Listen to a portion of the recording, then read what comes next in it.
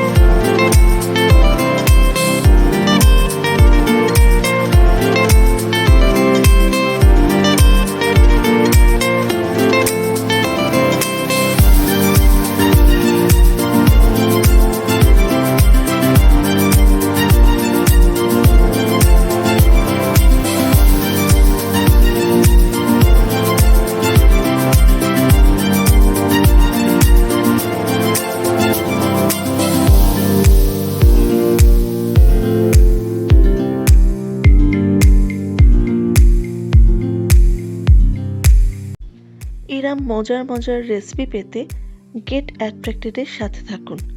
আশা করি এই নতুন রেসিপিটি আপনাদের অবশ্যই ভালো লাগবে। বাড়িতে এটা অবশ্যই একবার ট্রাই করে দেখবেন।